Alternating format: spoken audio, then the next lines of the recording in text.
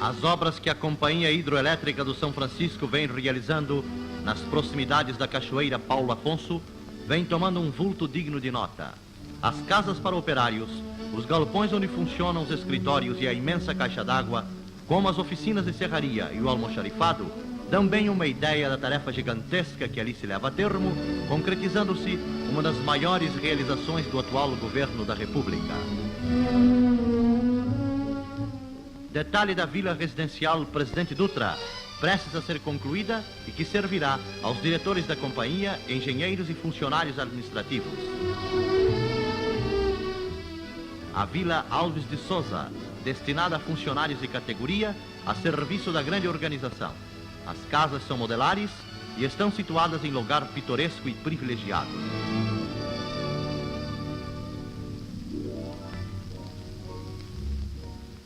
A Companhia Hidroelétrica atenta com especial carinho para a assistência social, conforme o comprova a escola quase concluída e destinada aos filhos dos operários da companhia.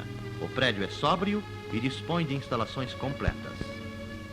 Os congressistas em visita às obras da Companhia Hidroelétrica de São Francisco percorrem o edifício escolar recolhendo excelente impressão.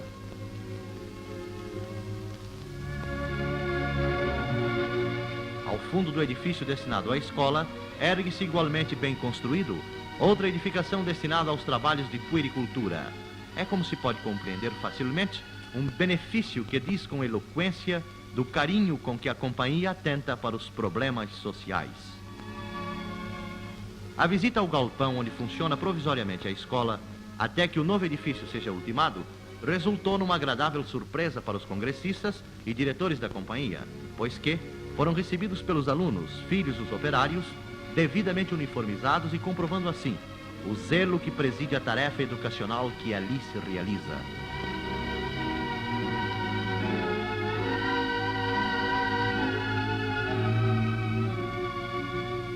O senador Apolônio Salles, um dos integrantes da comitiva, aproveita então o ensejo para dirigir palavras de incentivo aos alunos, esclarecendo-os sobre a missão que cabe aos homens e mulheres de amanhã.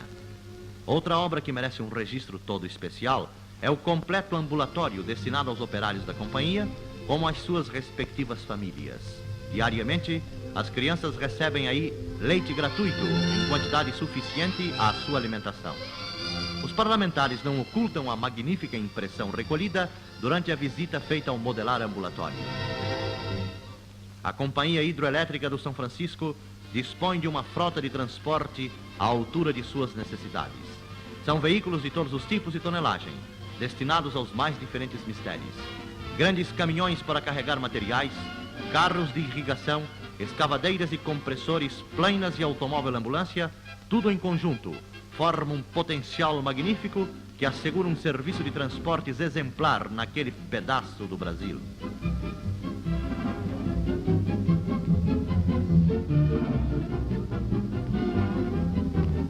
Estamos agora às proximidades da poderosa usina de 5.000 kW, já terminada.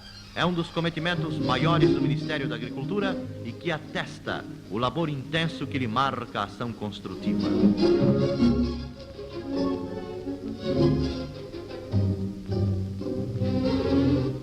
A Objetiva Cinematográfica nos mostra vários detalhes desta obra esplêndida e possante.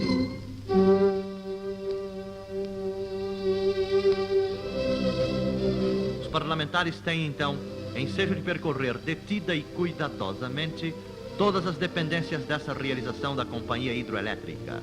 Sendo uma usina auxiliar, embora, cabe-lhe a tarefa de acelerar os serviços, fornecendo potencial preciso ao andamento dos trabalhos que transformarão a área da Cachoeira Paulo Afonso em um imenso manancial de energias para enriquecimento do país.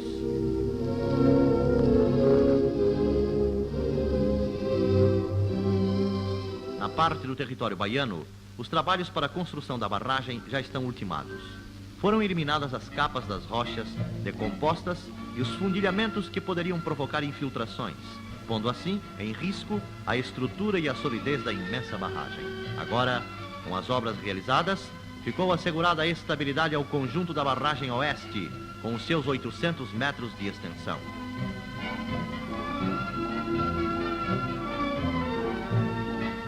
Os deputados e senadores demoram-se em admirar essas realizações, ficando agradavelmente impressionados diante de tudo quanto lhes é dado observar.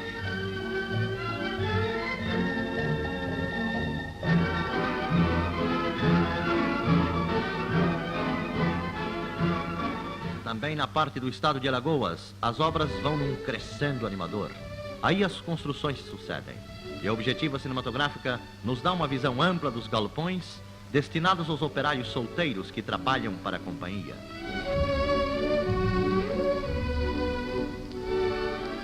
Os trabalhadores casados dispõem de casas com todos os requisitos indispensáveis. São construções que oferecem conforto e higiene aos seus moradores. A construção de galpões para os mais diversos fins é febril do lado alagoano, conforme nos mostra o cinematografista que acompanhou a comitiva de parlamentares em sua visita à Cachoeira Paulo Afonso. Os trabalhos do lado alagoano prevêem a construção da ensecadeira, que tornará possível o desvio do rio para a construção da barragem no braço principal do São Francisco, sem inflacionar os demais setores da gigantesca e patriótica realização. Para que se faça um juízo da importância e do relevo técnico desse cometimento, basta acentuar que serão consumidos nesta obra 2.000 sacos de cimento diariamente. Toda a barragem, com seus 4 quilômetros, está atacada, inclusive o preparo das ensecadeiras para atender à construção das comportas. Embora estejamos na época da vazante, ainda assim o espetáculo dado ver aos visitantes da rica e futurosa região é realmente grandioso, emocionando e surpreendendo de maneira profunda.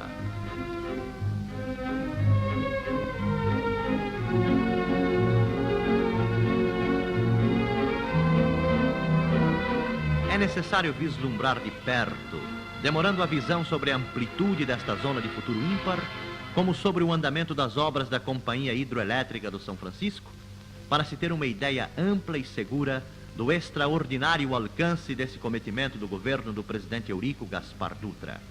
As obras, que ora são levadas a bom termo na Cachoeira Paulo Afonso, revestem-se de uma importância econômica realmente notável.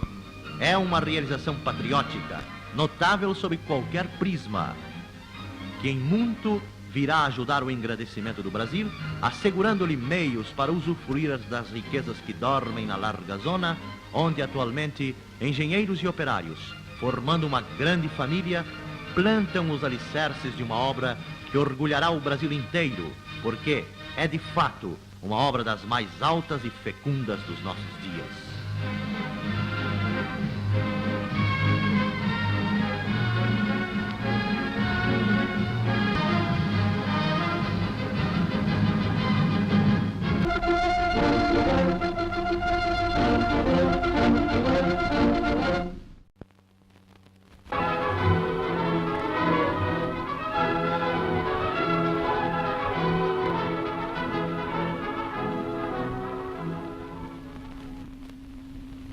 Aqui está o caminho que nos leva ao Baixo Sertão do São Francisco, o coração do Nordeste brasileiro.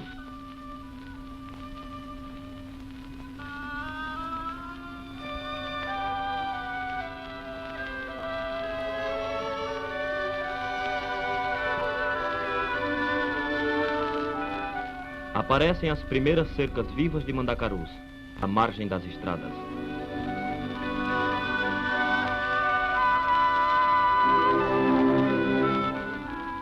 Na curva do caminho surge o homem do sertão. É o vaqueiro nordestino, representante de uma raça que, pela sua têmpera, pela sua coragem e resignação, afronta a agressividade da natureza. Pode-se notar que de couro é a sua roupa. Somente assim ele encontra proteção contra os espinhos e contra os carrascais.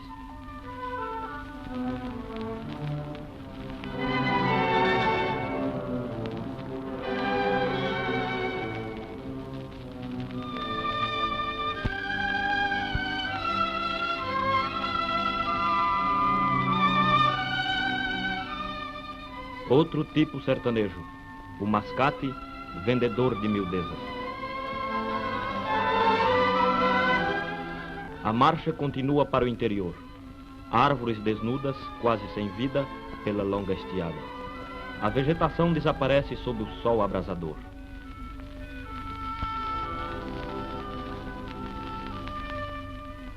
O gado que não suportou a canícula procura a primeira sombra.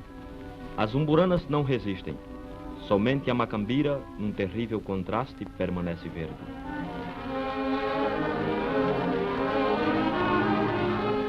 Sertão bruto. A vegetação é marcada pelos espinhos. Ao fundo, um serrote de arenito em desagregação, e pelas campinas ressequidas, emas pastam tranquilamente. Surgem os facheiros, braços levantados para a amplidão. Existem outros trechos revestidos inteiramente de pequenos seixos rolados. Essa flora se estende pelo interior, atestando que nessa terra somente viveriam cactáceas, somente espinhos, somente o emaranhado dos chiques-chiques e dos alastrados.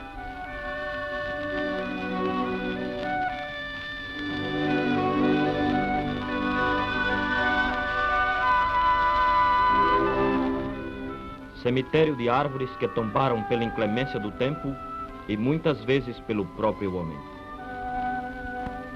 Vale seco do rio Mochotó, um dos braços do São Francisco.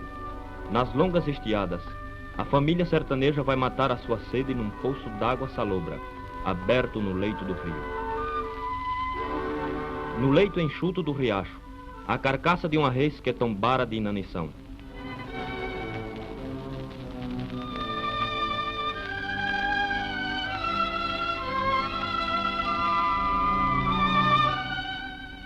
A cruz também marca uma triste lembrança para os sertanejos.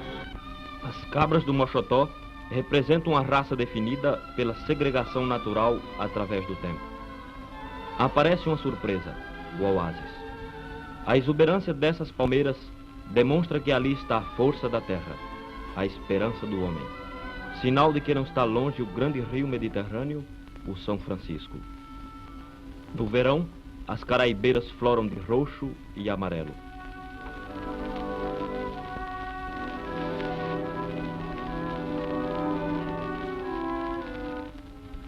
À distância está o vale numa tarde sertaneja. A noite se aproxima e a poesia toma conta das coisas. No crepúsculo, tudo é mais brando e encantador nessas regiões abandonadas do Brasil.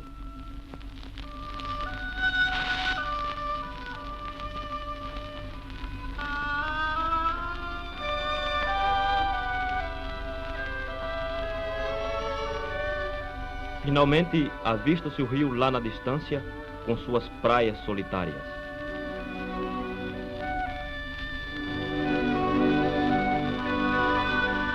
A estaçãozinha de Quixaba, construída ao tempo do imperador Pedro II. A cidade mais próxima da cachoeira é Pedra de Delmiro, em Alagoas. Hoje é dia de feira e observamos quadros típicos da região. Esta pequena feira de pedra é uma imitação perfeita daquelas primeiras feiras medievais.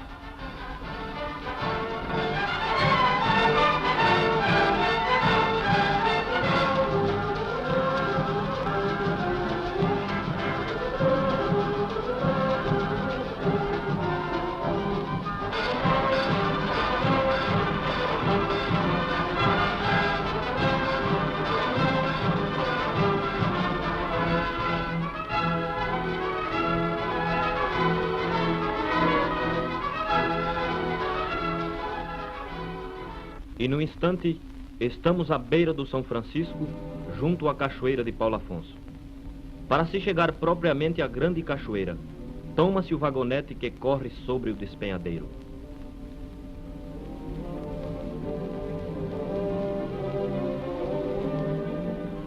Afinal, deslumbramos os primeiros vestígios de Paulo Afonso, onde iremos descobrir a natureza em toda a sua plenitude de força e beleza. No começo é a neblina que se levanta pelas águas que batem no rochedo. Depois, surgem as águas volumosas, desabando nas diversas fases e aspectos da cachoeira. Paulo Afonso, um mundo de águas, uma sinfonia de força e esperança. Coletora das energias do São Francisco, ela arranca a sua potencialidade do interior de Minas, acumula os da zona oeste da Bahia, recolhe as de quase todo o estado de Pernambuco, avulta em Alagoas e vai culminar entre Bahia e Alagoas, para desdobrar-se entre esse estado e o de Sergipe, até perder-se no mar oceano, já cansada de roer terras e demolir rochedos. A sua garganta acumula um potencial hidroelétrico de 640 mil cavalos vapor. A força viva do grande rio nordestino é o ato final da luta secular em que se empenhou a serpente líquida descomunal para libertar-se do aprisionamento granítico de umas colinas que lhe não resistiram. Eras virão em que os povos correrão em chusma sobre essas ribanceiras. Esses altos barrancos serão um dia decorados de frutíferos jardins. Numerosas povoações branquejarão por essas ribeiras, e vozes alegres retumbarão onde hoje só reina um profundo silêncio.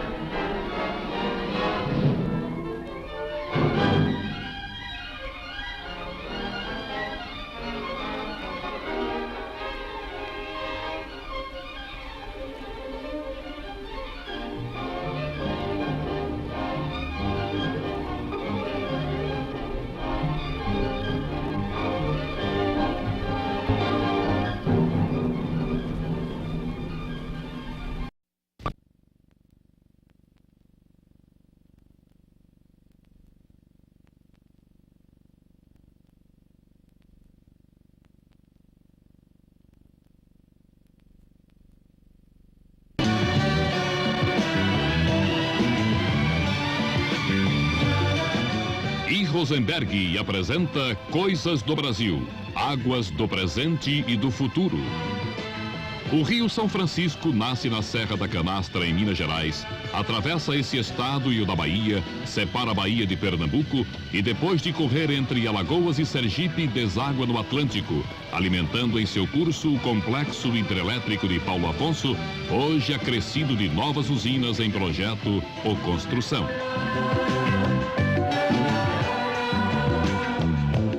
O complexo hidrelétrico da Companhia Hidrelétrica do São Francisco, CHESF, localizado no Velho Chico, inclui as usinas de Paulo Afonso 1, 2 e 3 já em operação e as usinas de Mochotó em fase final de construção, Paulo Afonso 4 e Sobradinho em fase adiantada de construção e Itaparica em início de obras.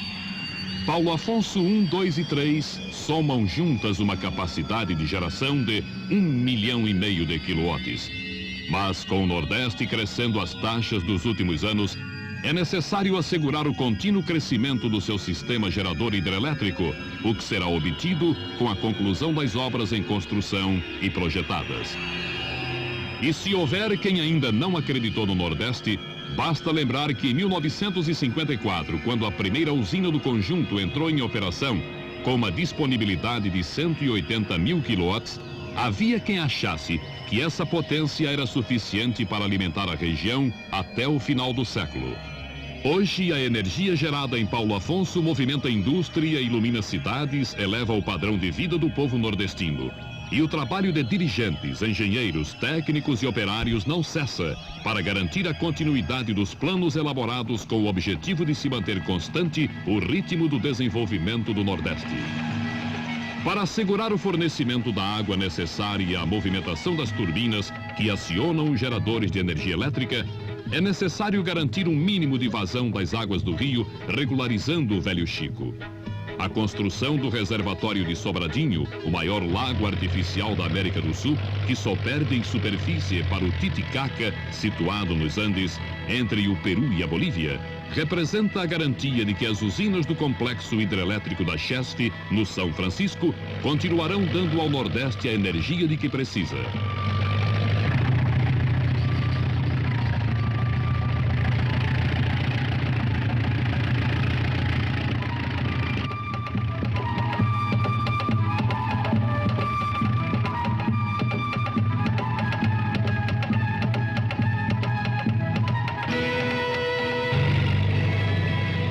O volume de terraplanagem é de 16.931.825 metros cúbicos. A barragem barragem terá 41 metros de altura e 8.532 metros de comprimento.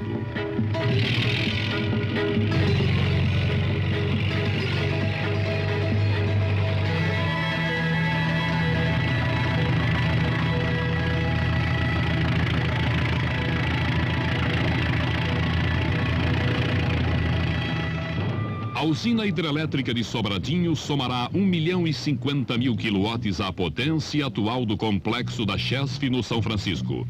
A casa de força em construção representa uma etapa importante da obra.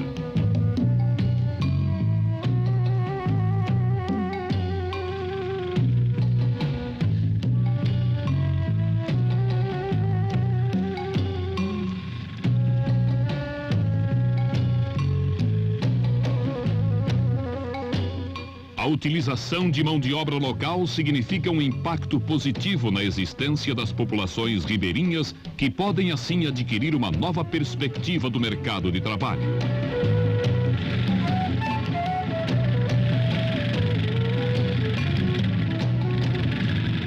A construção da barragem compreende os vertedouros por onde se escoará o excesso de água, a fim de se manter a represa nos níveis desejados. As ensecadeiras mantêm afastadas as águas do Velho Chico. Assim que a explosão demolir o obstáculo oposto à corrente do rio, as águas serão desviadas para a margem direita, para que principiem as obras do vão central da barragem, com 300 metros de largura.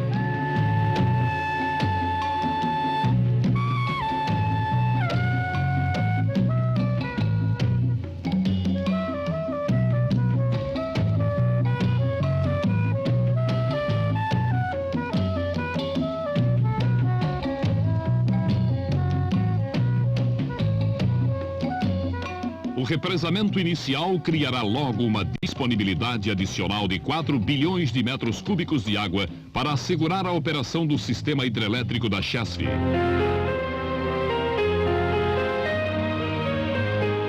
A solenidade de abertura das comportas e ensecadeiras da barragem de Sobradinho foi presidida pelo vice-presidente da República, Adalberto Pereira dos Santos, e contou com a participação do ministro das Minas e Energia, Shigeaki Ueki, do presidente da Eletrobras, Antônio Carlos Magalhães, do presidente da Chesf, André Dias de Arruda Falcão Filho, de diretores da empresa Holding e da subsidiária e de governadores de estados nordestinos.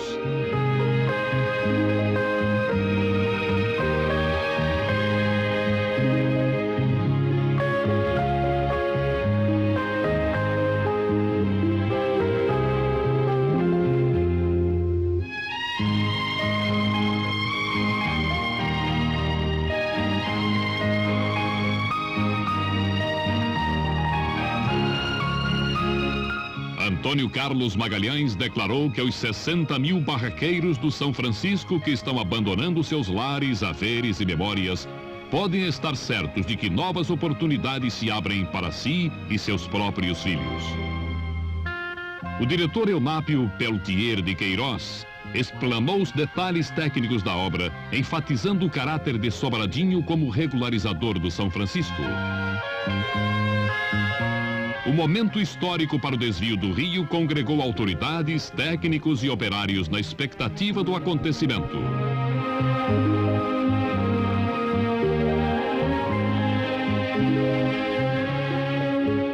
O vice-presidente da República aciona por fim o dispositivo que fará as águas mudarem de rumo.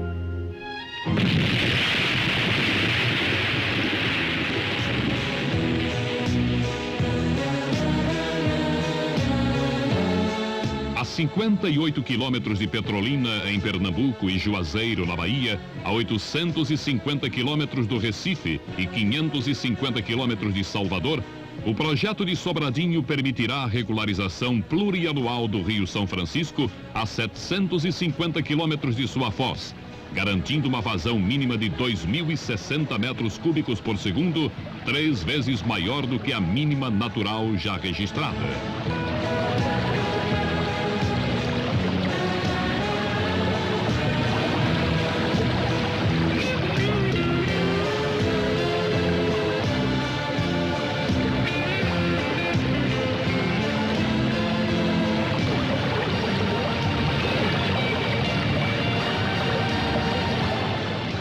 águas do São Francisco se encontram provenientes de duas direções.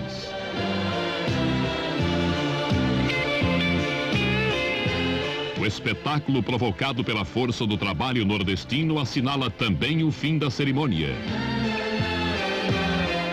O vice-presidente da República deixa o local, acompanhado pelos que assistiram a mais um importante momento na vida do velho Chico.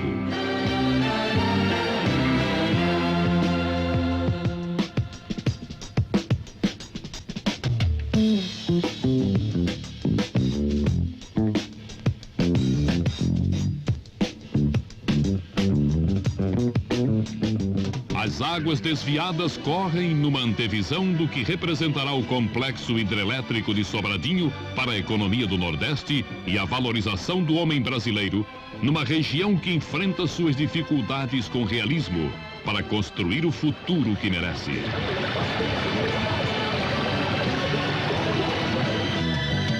Parte desse futuro depende das águas do São Francisco, o velho Chico que se torna mais uma vez presente para dar energia ao nordestino.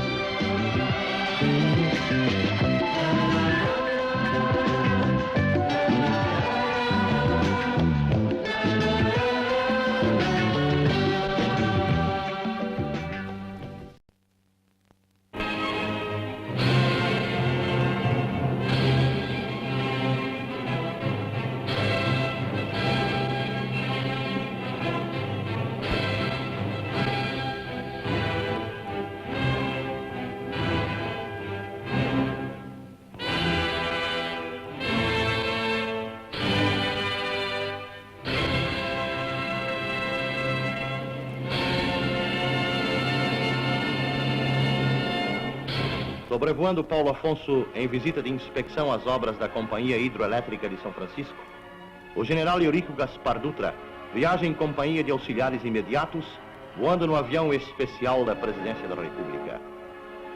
É esta a quarta vez que o chefe do governo visita a grandiosa realização que dará ao Brasil uma das mais poderosas usinas de energia elétrica do mundo. Cerca de 3.600 homens num labor contínuo e que a todos empolga, estão empenhados em dotar o nosso país, em prazo relativamente curto, de recursos progressistas que impulsionarão o progresso de abandonados rincões brasileiros.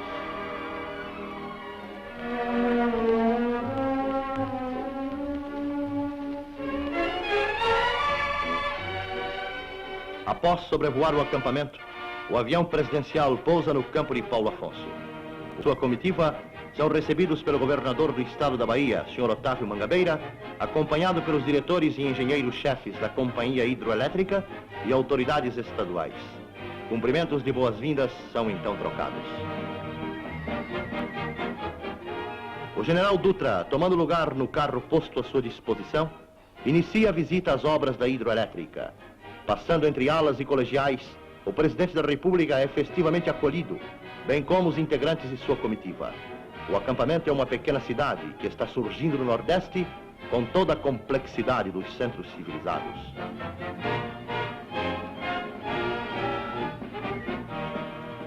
A primeira parada é feita na casa dos visitantes, onde estão expostos maquetes e planos das obras em andamento, com localização e perspectivas. O senhor Otávio Marcondes Ferraz, engenheiro-chefe da companhia, orienta os visitantes assinalando previamente os pontos que serão inspeccionados.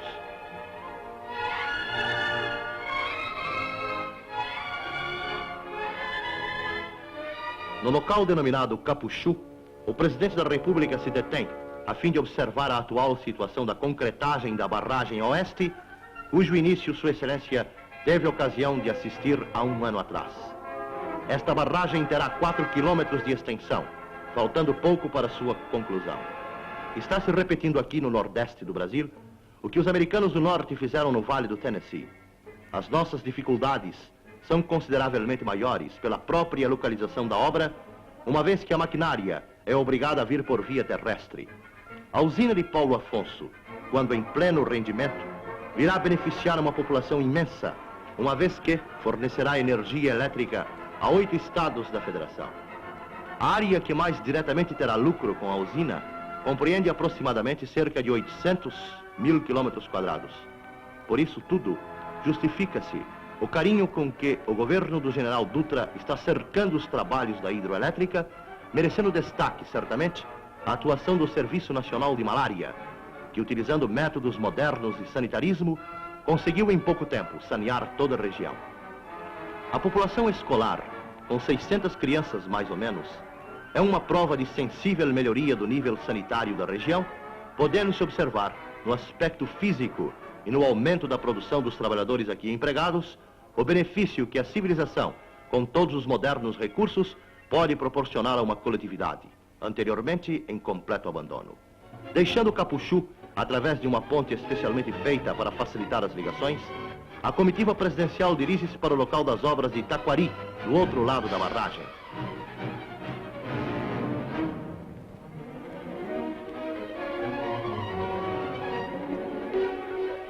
Os engenheiros da hidroelétrica orientam o presidente da República quanto ao andamento dos trabalhos. Serão instaladas 8 comportas para concretagem leste. A usina será subterrânea, numa arrojada concepção da engenharia brasileira.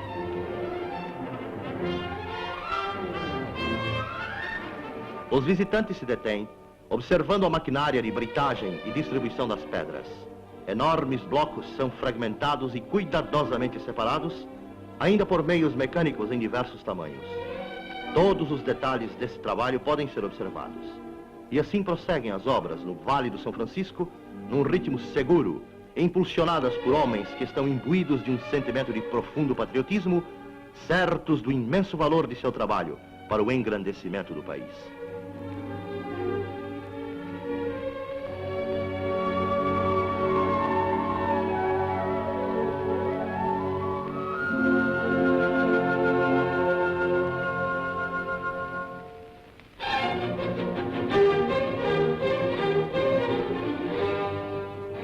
A areia e o cascalho são misturados ao cimento para formar o concreto armado. Tudo isso é feito mecanicamente com um ótimo rendimento de trabalho.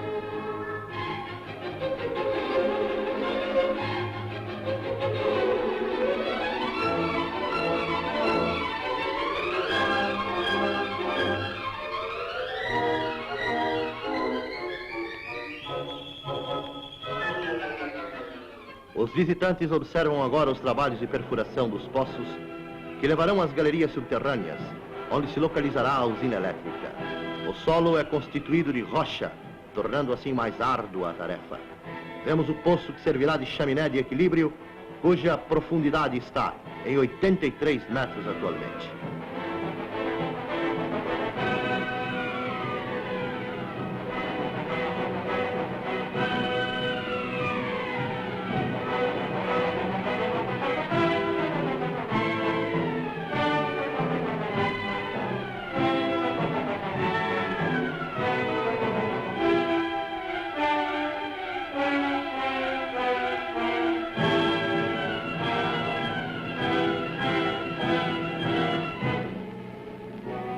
Podemos ver agora a parte do Grand Canyon, que receberá as águas que sobrarão das comportas.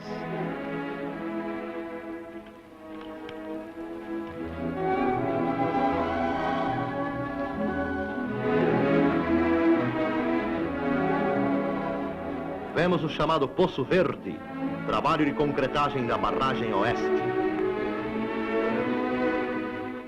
A comitiva segue a visitar os outros 3 poços, em adiantado trabalho de perfuração. O poço para a descida da maquinária já está quase terminado. A rocha está sendo vencida à custa de dinamite, passo a passo. O conjunto da obra é grandioso, uma vez que a usina será subterrânea, devendo-se assinalar que a sala das máquinas terá 34 metros quadrados, daí partindo as diversas galerias que estabelecerão a comunicação com o rio para o escoamento da água e com os outros 6 poços. Esta parte das obras é inteiramente nova, tendo sido iniciada há menos de 1 ano.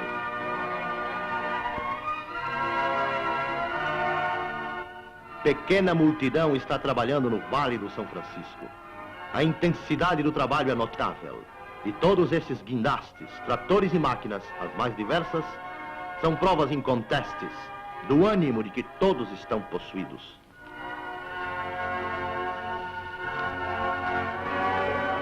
A visão aérea é estupenda. verdadeira colmeia trabalha para que as quedas de Paulo Afonso, fontes inesgotáveis de riqueza para o Brasil, possam ser muito em breve devidamente aproveitadas.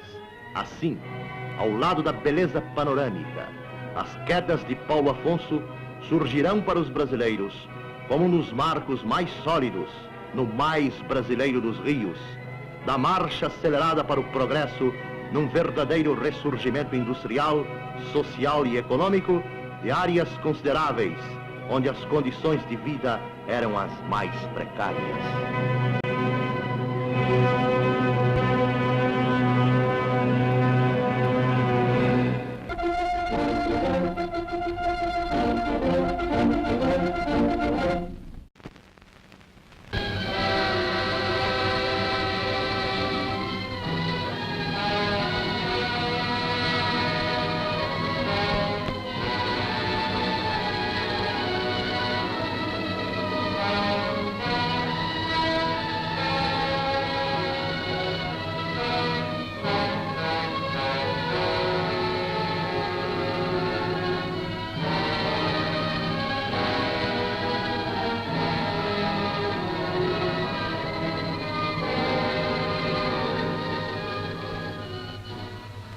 Desde sua nascente, a mais de 1000 metros de altitude na Serra da Canastra, em Minas Gerais, o Rio São Francisco percorre 3.161 quilômetros para atingir ao Oceano Atlântico.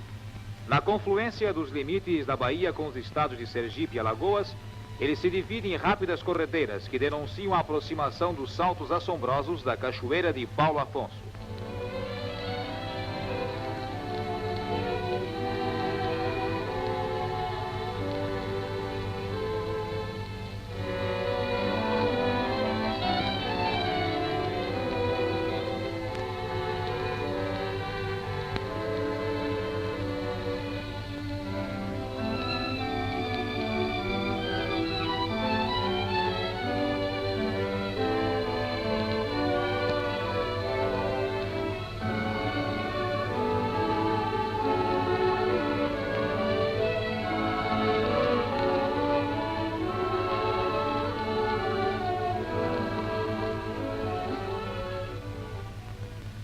Não comentaremos a poesia nem a força imensa das cascatas.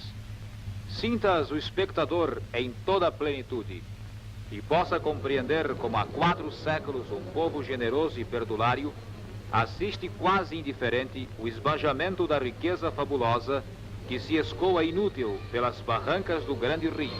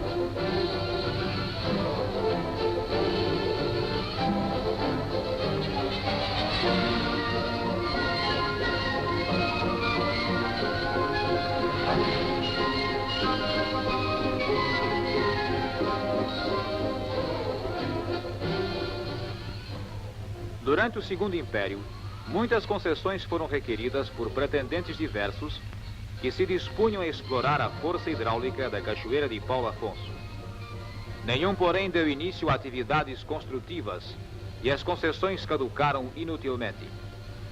Já na República, em 1913, o grande e malfadado pioneiro Delmiro Gouveia conseguiu aproveitar na margem alagoana pequena parcela da potência da cachoeira e utilizá-la na sua fábrica de linhas de cozer. Coube, porém, ao Ministério da Agricultura a iniciativa do movimento tecnicamente organizado que se transformou na Companhia Hidroelétrica do São Francisco, que veio resolver definitivamente o assunto.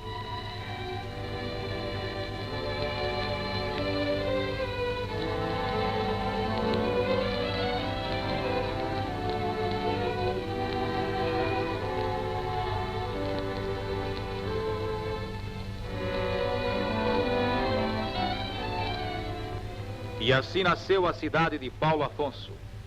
Aqui a vemos no 2º aniversário da sua fundação. Surgiu no deserto, brotou da caatinga com a força e a beleza das plantas novas.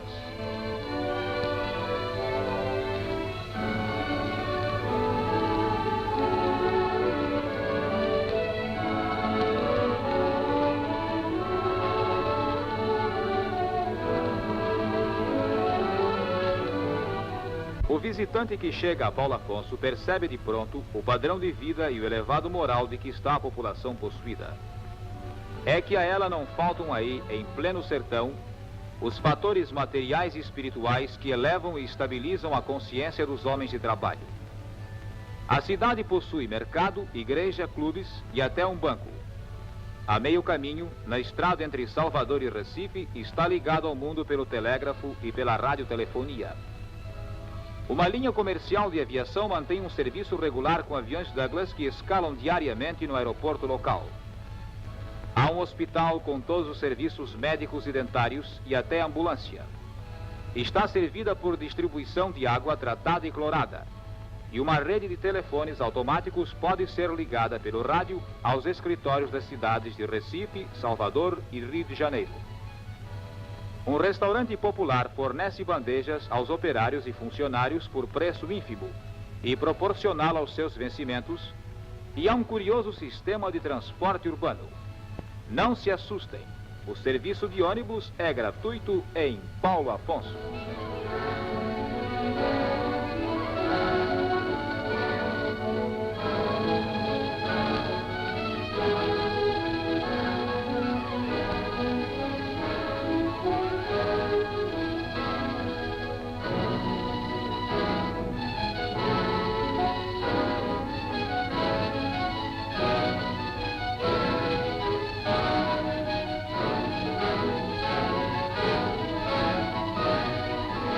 O represamento do rio será realizado próximo à cachoeira de Paulo Afonso.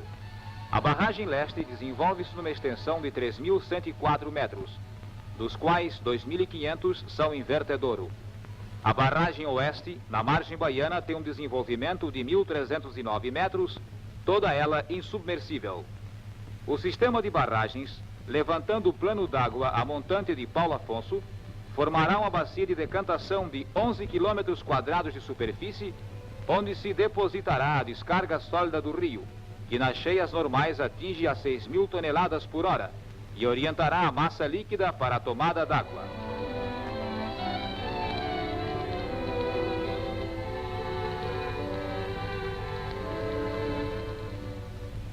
A travessia dos diversos braços do rio será feita com a barragem de comportas, sendo 10 no braço principal, 8 no braço do quebra e 8 no braço do taquari. Estas comportas serão suportadas por pilares de 3 metros de largura, com uma passarela no topo, onde serão instalados os guinchos de manobra. Uma passarela mais leve correrá ao longo de toda a parte invertedouro da barragem, formando um acesso às comportas instaladas nos diversos braços. A fotografia dá conta do adiantamento das obras em meados de janeiro do ano de 1951.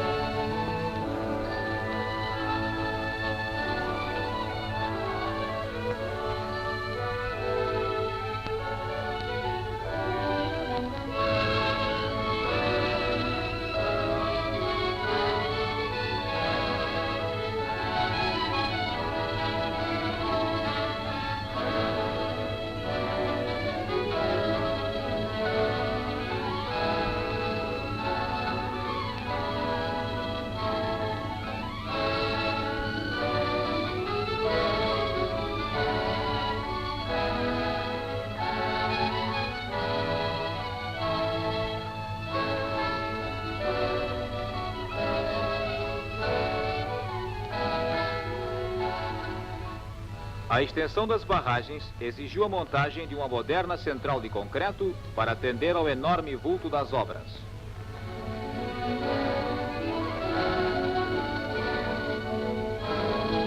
Os 3 tubos adutores alimentarão na usina subterrânea 3 turbinas Francis conjugadas a geradores de 60.000 kW.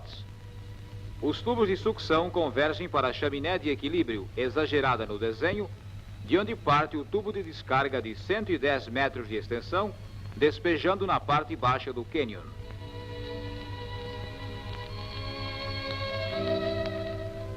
É tão grande o volume da pedra que se retira diariamente das profundezas da terra, que desde o começo das obras ainda não foi preciso abrir-se uma pedreira para satisfazer ao apetite da gigantesca central de concreto.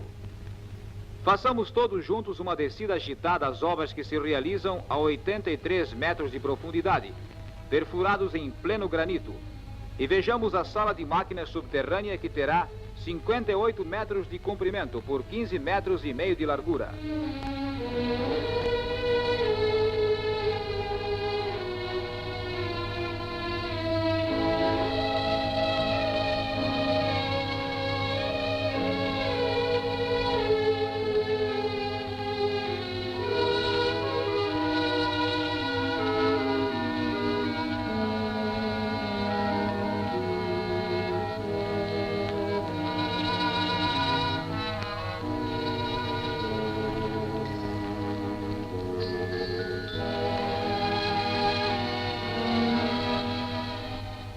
Na tomada d'água, os túneis adutores têm 4 metros e 80 centímetros de diâmetro.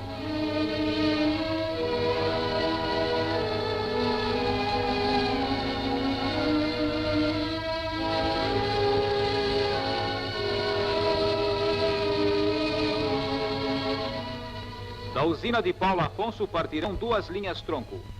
Uma de 400 quilômetros em direção a Recife. Outra de 440 quilômetros dirigida para Salvador, operando na tensão de 220.000 volts, corrente alternativa, trifásica de 60 ciclos. Subestações irradiarão uma rede de distribuição de 1.400 quilômetros, operando na tensão de 66.000 volts, servindo às principais cidades dos estados da Bahia, Pernambuco, Sergipe, Alagoas e Paraíba.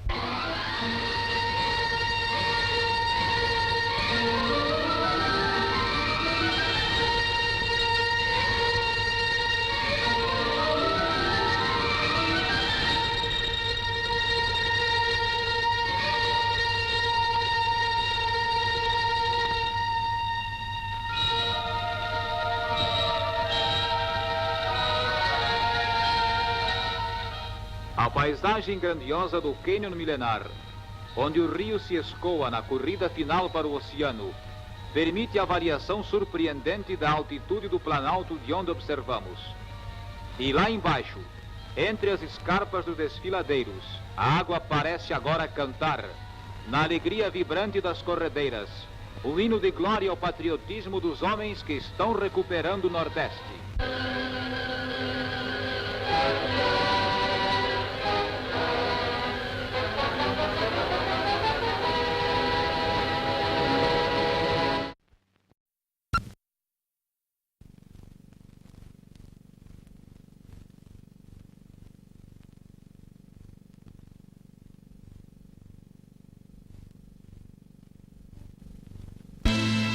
E Rosenberg apresenta Uma Nova Abolição.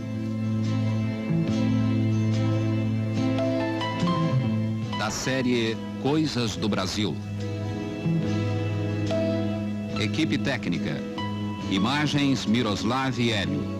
Assistentes Oliveira, Veloso e João. Montagem Floriano Peixoto. Coordenação Eleusa Martins. Diretor de redação, Paulo Mendes Campos. Narração, Sérgio Chapelin. Direção-geral, Isenberg. Herói e vítima. O homem.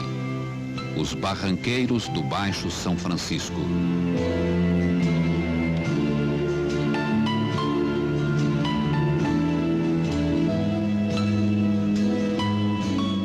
Aqui se pratica secularmente uma agricultura rudimentar.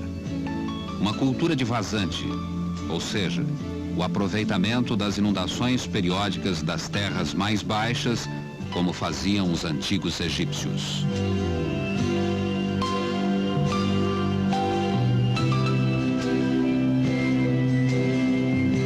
Entre o minifúndio e o latifúndio, o lavrador humilde fica entre a cruz e a caldeirinha. No minifúndio, as terras não dão para o sustento da família. No latifúndio, explora-se a terra pelo sistema de meação, na qual cada meeiro recebe para produzir uma parcela também insuficiente à subsistência da família. Cultivando quase sempre arroz, a pobreza destes homens é inevitável. Depois de correr todos os riscos da safra, depois de repartirem o que produzem com o dono da terra, resta-lhes uma sobrevivência árida e penosa.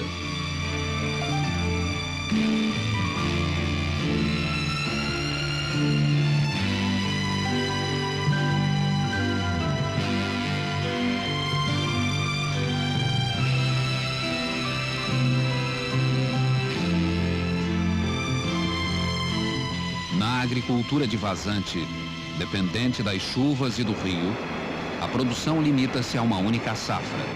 Praticamente o produto é único, o arroz.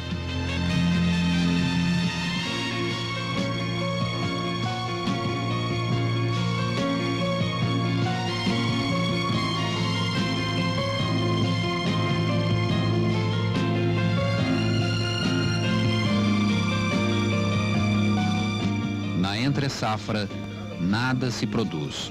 O homem some da paisagem, de braços inertes em algum lugar, sem qualquer renda. Paga o preço justo, não me também vendo,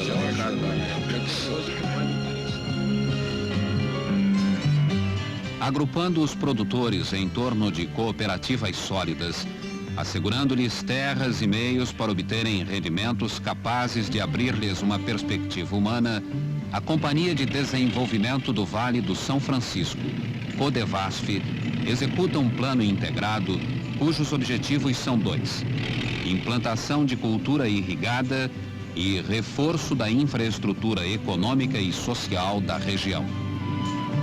De 8 grandes várzeas protegidas no Baixo São Francisco, Itiúba, em Alagoas, foi das primeiras a receber sistemas racionais de irrigação.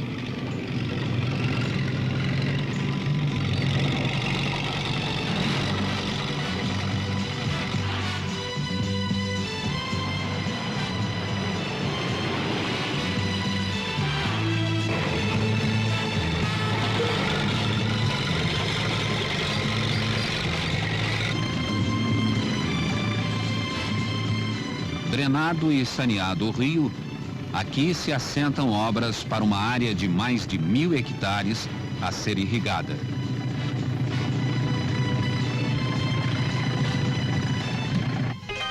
Cinco estações de bombeamento trazem as águas do Velho Chico para os canais. Deparamos no reservatório com 2 surpresas: a pesca de camarões e o processo utilizado para isso. Um mecanismo que possa controlar à vontade as águas do rio. Já devem ter sonhado com isto os primeiros colonizadores aqui chegados. Com quase 35 quilômetros de canais de irrigação, Itiúba atende a uma vocação agrícola desta área. E esta vocação é o cultivo de arroz. As safras serão 10 vezes mais fartas nos próximos anos. A água ajuda e São Francisco faz o milagre para as 231 famílias de colonos.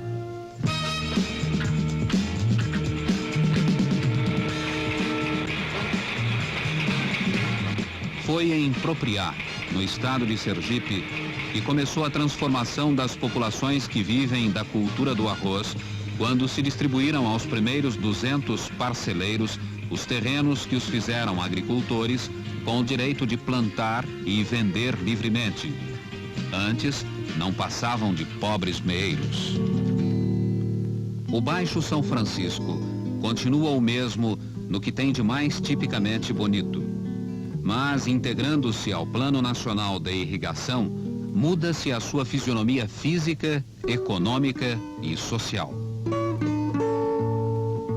Total será esta mudança quando estiver funcionando a barragem de Sobradinho.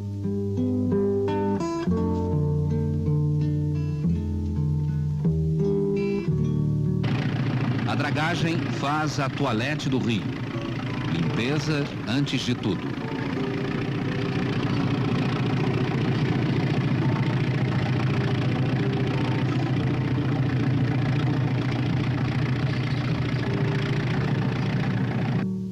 Água à disposição para irrigar uma área de quase 1.300 hectares.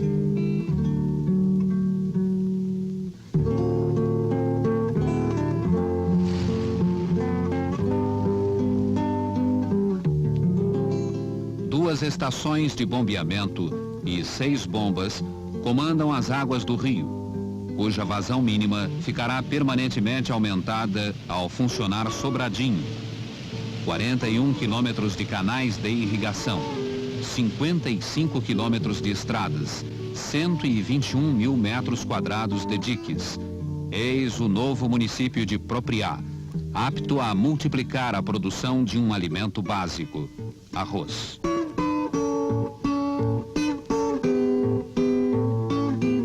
Visando a melhoria da qualidade de vida, a Codevasf, criando sistemas de irrigação permanente no Baixo São Francisco, eleva substancialmente a produção regional e cria um grande número de empregos diretos e indiretos.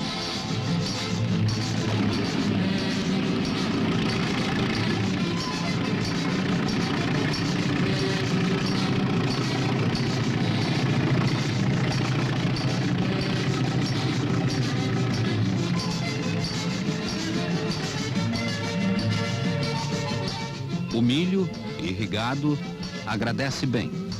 E outras culturas, como a do feijão, já começam a suplantar o crescimento agrícola destes recantos.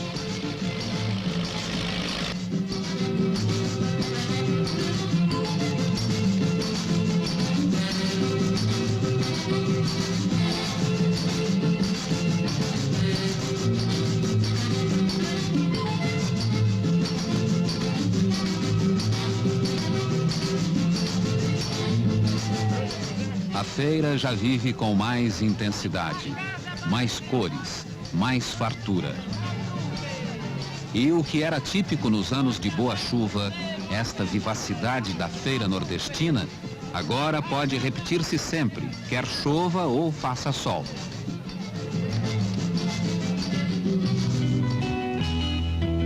Voltam os feirantes.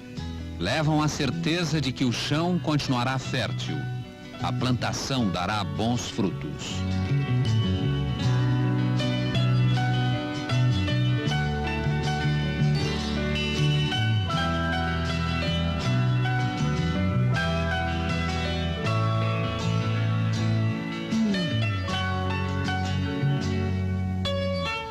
E o sertanejo não precisará partir em busca de outras terras. E agora, o São Francisco passa de fato a merecer o nome de Rio da Unidade Nacional. E Rosenberg apresentou uma nova abolição.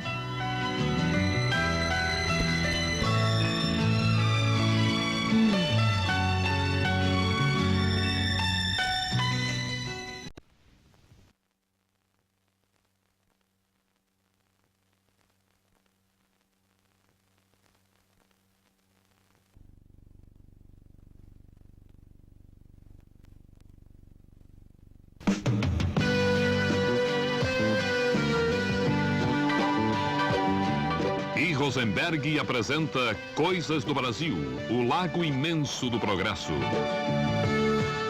Com 3.000 quilômetros de curso, o Rio São Francisco alimenta hoje um conjunto de usinas hidrelétricas que estão permitindo ao Nordeste superar a barreira do subdesenvolvimento. Paulo Afonso 1, 2 e 3 já em operação, bem como Mochotó em fase final de construção.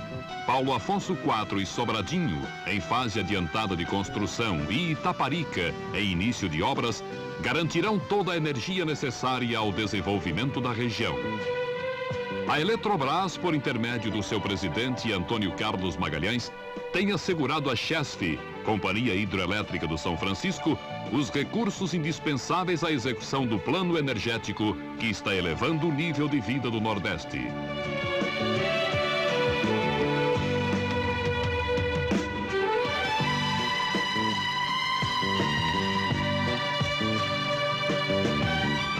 Em Paulo Afonso, reuniram-se os presidentes da Eletrobras e da Chesf, o ministro interino das Minas e Energia e 3 governadores estaduais de Pernambuco, Alagoas e Rio Grande do Norte para a assinatura do contrato no valor de 6,5 bilhões de cruzeiros, a maior operação de financiamento já realizada pelo setor elétrico em benefício da região.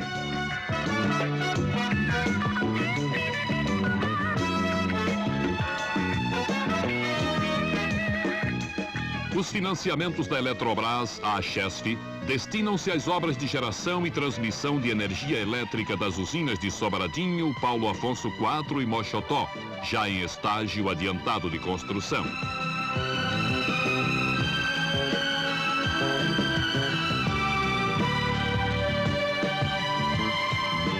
As 3 usinas integram o conjunto de projetos que cobrirão as necessidades locais até o início da década de 1990. André Dias de Arruda Falcão Filho, presidente da Chesf, expõe às autoridades o que representa o esforço da redenção das populações ribeirinhas, concretizado na remoção dos habitantes de povoados decadentes para agrovilas dinamizadas pelo progresso. O Velho Chico, antigamente navegável em longos trechos, precisa hoje de um trabalho gigantesco de regularização para que se torne estável o fluxo de suas águas e se garanta o funcionamento das usinas de que depende a população nordestina. Como a de Casa Nova, memória de outras épocas.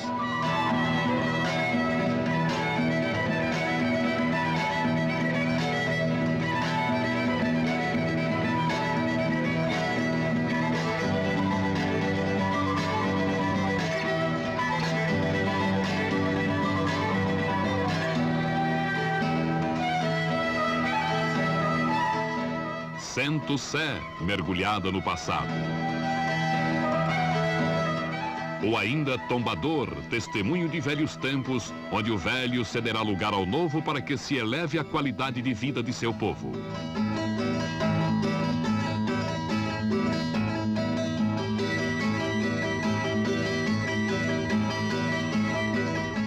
O reservatório de Sobradinho, necessário para alimentar com suas águas as usinas da Chesf no Rio São Francisco, inundará 4 municípios. Formará o maior lago artificial da América do Sul e será inferior apenas ao Titicaca, um acidente geográfico natural. Para abrigar as 60 mil pessoas deslocadas, o governo está fazendo mais do que remover para cidades pré-construídas. Cada morador está tendo a oportunidade de levantar sua própria casa e de participar como cidadãos do esforço comunitário que cabe a toda a comunidade. A infraestrutura de serviços urbanos oferece uma qualidade de vida antes nem sequer suspeitada pelos ex-moradores dos antigos povoados e vilarejos. A voz do progresso ecoa no sertão, despertando os barranqueiros do São Francisco para novas tarefas e responsabilidades.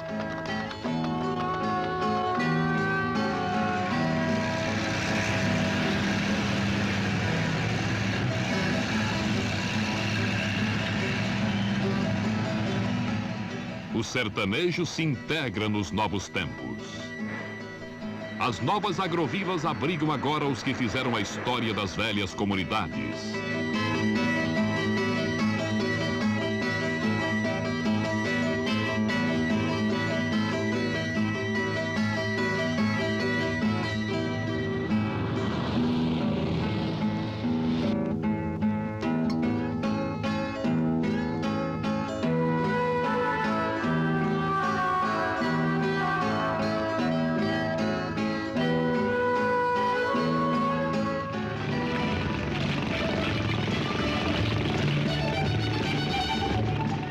antiga Remanso, adormecida na placidez do passado, cederá lugar a um novo núcleo habitacional, repleto de vida e progresso.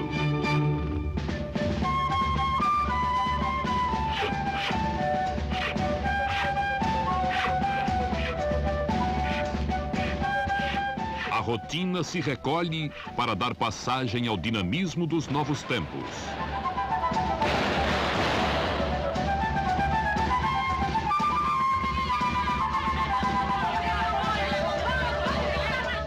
A última eleição na Remanso Antiga é o anúncio da nova fase que marca também o nascimento de uma nova mentalidade voltada para o futuro e o progresso.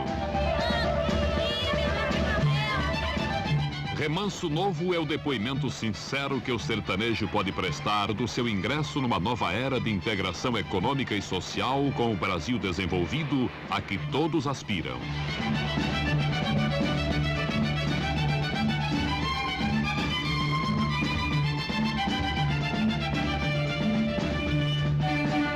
O presidente da Chesf, André Dias Arruda Falcão Filho, sabe que o Nordeste pode contar com o apoio da Eletrobras, presidida por Antônio Carlos Magalhães. Arnaldo Rodrigues Barbalho, ministro interino das Minas e Energia, mostrou o significado da concessão de 6 bilhões e 500 milhões de cruzeiros para as obras da Chesf pela Eletrobras, a empresa holding do Sistema de Energia Elétrica. O Lago de Sobradinho, que regularizará o São Francisco, terá 4.214 quilômetros quadrados, o equivalente a 4 vezes a superfície do antigo estado da Guanabara. A potência instalada da usina hidrelétrica de Sobradinho será de 1.050.000 quilowatts.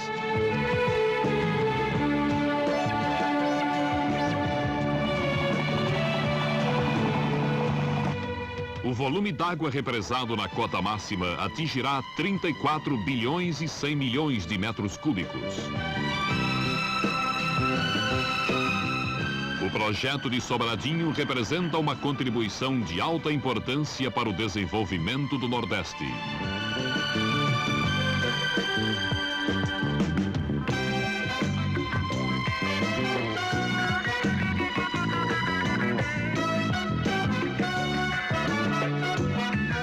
As taxas de crescimento econômico da região são muito superiores à média nacional e se mantêm ao nível de 18% nos últimos 5 anos.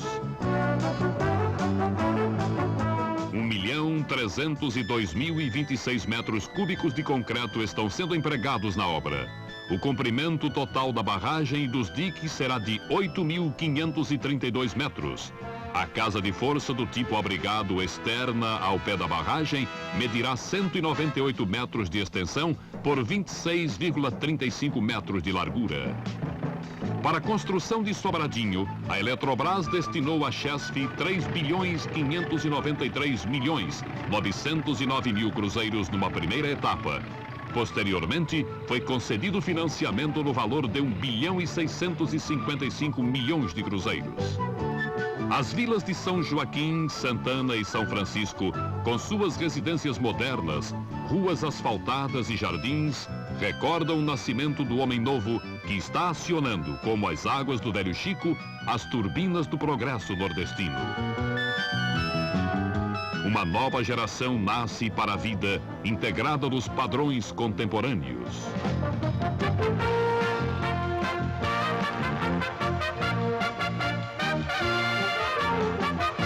Assistindo em seu esforço individual pela conquista de uma qualidade de vida mais elevada, o novo nordestino segue agora nas águas de um presente realmente digno de ser vivido.